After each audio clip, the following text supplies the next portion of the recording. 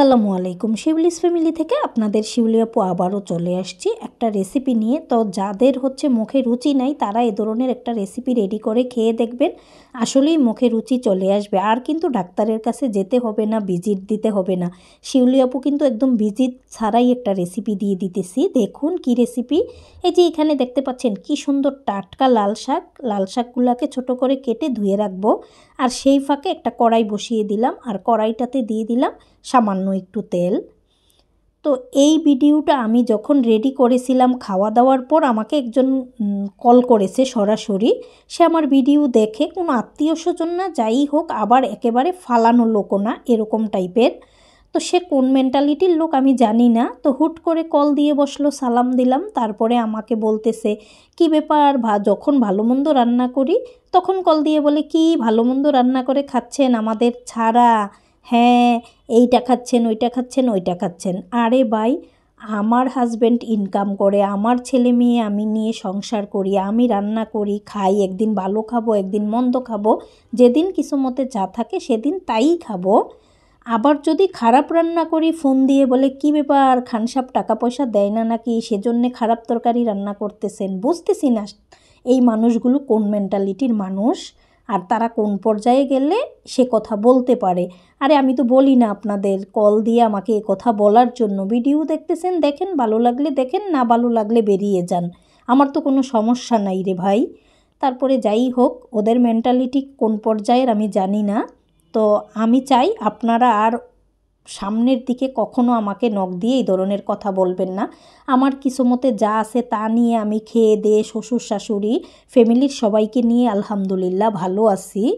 আর আমাকে যদি লাখ টাকাও খরচ করে আমি খাই, সেটার কৈফিয়ত আমি খান সাহেবের কাছে দিব। যদি আমি না খেয়ে থাকি সেটার কৈফিয়তও খান সাহেবের কাছে আমিই দিব, আপনারা তো আর দিবেন না। আর আমি না খেয়ে থাকলেও আপনারা বাসায় খাবার দিয়ে যাবেন না। আমি লাখ টাকা খরচ করে যদি খাই সেটার জন্য আপনারা টাকা দিয়ে যাবেন না।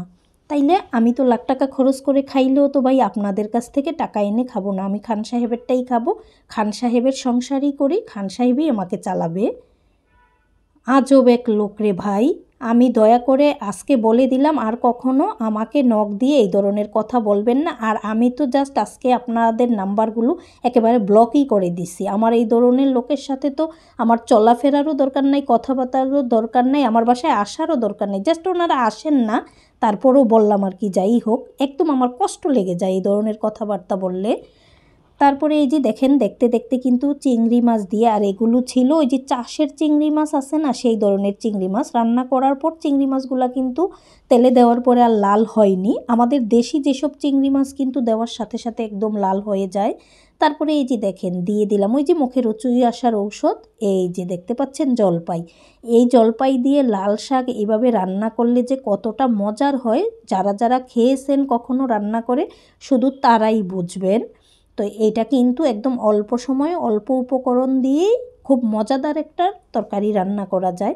তো দেখতে দেখতে কিন্তু তরকারিটা রান্না হয়ে যাবে, আর আমার ছোট ছেলের খুব পছন্দের একটা তরকারি হয়ে যাবে অল্প সময়ের মধ্যে। রান্না করব কি ভাই, খাবো দাবো কি, ফোন পেয়েই মানে মেজাজটাই খারাপ হয়ে গেছে। তারপরে এই যে দিয়ে দিলাম কিছু ধনিয়া পাতা।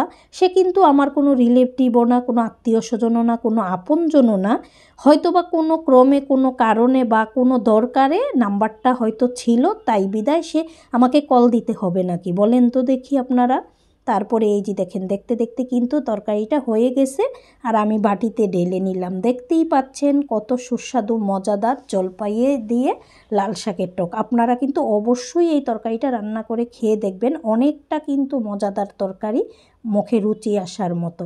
তো সবাই সুস্থ ও সুন্দর থাকুন, বেশি বেশি শিউলি আপুর ভিডিওগুলো দেখুন, আর ভালো ভালো কমেন্টস করুন। সবাই সুস্থ ও সুন্দর থাকুন। আসসালামু আলাইকুম, আল্লাহ হাফেজ।